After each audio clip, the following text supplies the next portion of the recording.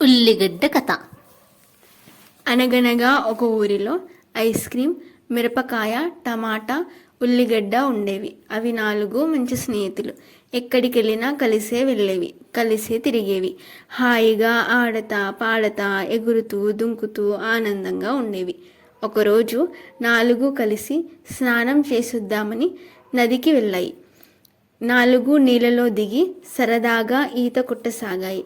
కానీ పాపం నీళ్లు తగిలి తగిలి ఐస్ క్రీమ్ నీళ్ళలోనే కరిగిపోయింది. మిగతా 3 బయటకొచ్చి చూస్తే ఇంకేముంది, ఐస్ క్రీమ్ లేదు. తమ మిత్రుడు చచ్చిపోయినందుకు బాధతో మిరపకాయ, టమాటా, ఉల్లిగడ్డ వెక్కి వెక్కి ఏడ్చాయి.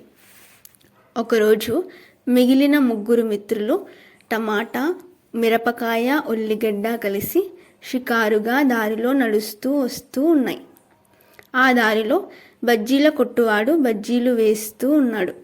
ఈ 3 మిత్రులు బజ్జీల కొట్టు పక్కకు రాగానే బజ్జీలు వేసేవాడు నవనవలాడుతున్న మిరపకాయను లటుక్కున అందుకుని బజ్జీల పిండిలో ముంచి వేడి వేడి నూనెలో వేశాడు. ఇంకేముంది, మిరపకాయ అక్కడికక్కడే చనిపోయింది.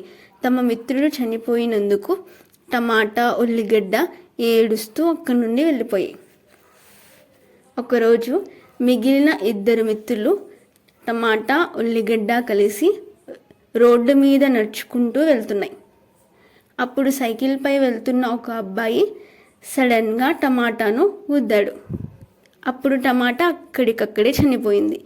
అది చూసి ఉల్లిపాయ వెక్కి వెక్కి ఏడ్చింది. అది అలా చెట్టు కింద కూర్చొని ఏడుస్తూ ఉంది. అదే సమయంలో ఆకాశంలో వెళ్తున్న పార్వతీ పరమేశ్వరులు ఏడుస్తున్న ఉల్లిపాయను చూసి ఇలా అడిగారు. ఉల్లిగడ్డ, ఎందుకు బాధపడుతున్నావు? ఏముంది స్వామి, మా 3 మిత్రులు చనిపోయారు. ఐస్ క్రీమ్ చనిపోతే నేను టమాటా, మిరపకాయ ఏడ్చాము. మిరపకాయ చనిపోతే నేను టమాటా ఏడ్చాము. టమాటా చనిపోతే నేను ఒక్కడిని ఏడ్చాను.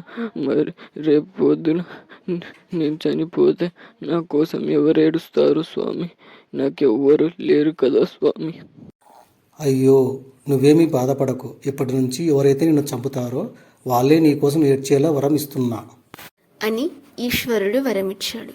ఆ రోజు నుండి ఉల్లిగడ్డను ఎవరు కోసినా వాళ్ళ కళ్ళ నుండి బాధతో నీళ్లు కారడం మొదలైంది.